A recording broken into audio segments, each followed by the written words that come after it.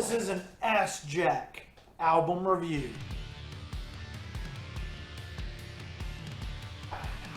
The interesting thing about Assjack is that their one and only album that was released a month before Hank III's solo career technically started.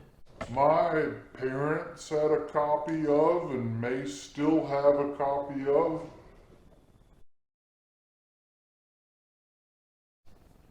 Assjack, the album, shows off Hank III's many talents, as there are no other personnel members on the album. Hank III produced, recorded, and performed the entire album all alone at his Berry Hill, Tennessee house.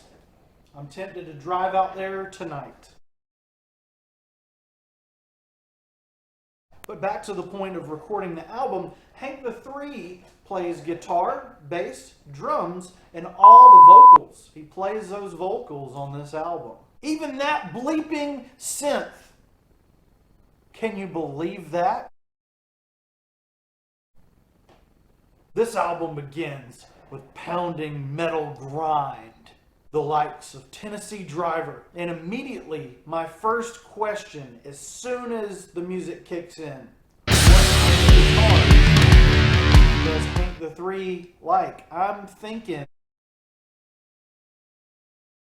the vocals on this album are more in tune with the likes of Wednesday 13, someone like that. And I'm feeling the catharsis, the anger, the effects of this music are getting into my veins, letting my bald head get catharsis. Thank God for music. Here's something that I am giving you value in this video with. You may have missed this when listening to the album yourself. Hank Williams III is implementing a Green Day-esque vocal chant in the form of, Hey! Hey! where'd you go? The riffage continues on Wasting Away. You can almost pick out the country western vocals underneath the blood spilling of the riffage. This ain't no cattle core, people. This ain't no 3 cattle ranch. Hey, do you see 3 cattle in this blinker? You're stoned.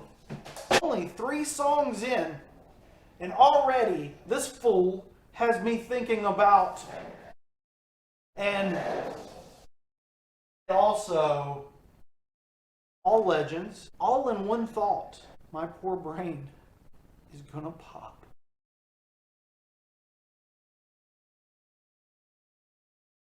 His rhythm section, which is him, goes insane. Goes berserk on the rap metal attack. The Spear Fest, known as. You could not handle the mosh pit that would break out with this song, Choking Gesture. And if you have, let me know in the comments section below.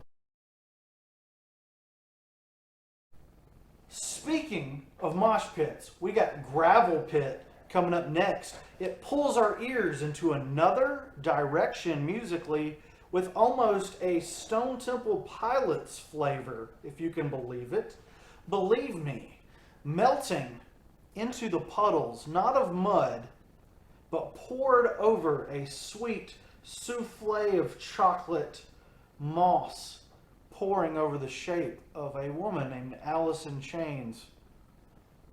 Or maybe cardboard sitting on top of the Beatles. This record is unique. And Cutthroat is the next song, and it shows us again that Hank III is willing to take music into territory at times that possibly most people do not want to hear. F those people. Smoke the Fire gets freaky with the synth, with a vocal performance being my favorite on the album up to this point. Is that a goat?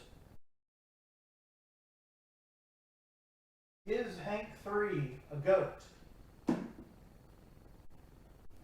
Hey, stop looking at my laptop and subscribe. The next song on the album is a wholesome bop about someone living a healthy lifestyle. I do have a hard time accepting that Redneck Ride was the lead single of the album. It's probably one of the least accessible tracks on the whole project, and maybe that was the point. It does have a really fun, catchy rhythm section, so maybe that was they're trying to get the kids with that really rhythmic, Satan music. But it could have possibly gotten some attention in the early 2000s when it was released, and maybe that's the angle they were going for.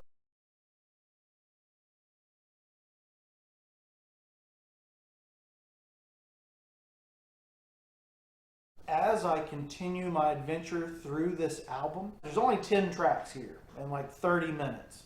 But the quality is greatly outweighs the quantity. Overall, Assjack 2009 by the band Assjack is a head-banging thrill ride with my kind of guitar work and some lyrics that will have the average Billy Joe thinking, What the bleep? But has me knowingly grinning. Hey Pete Townsend, what genre is this? I'm giving Assjack by Assjack a solid 4 choking gestures out of 5 choking gestures. That's right, my hand's dirty. Go listen on the Spotify. There's two copies of the album in Spotify for some reason. After subscribing, hitting the bell icon, commenting, letting me know your thoughts on the album, And telling all your friends about me. I'm back.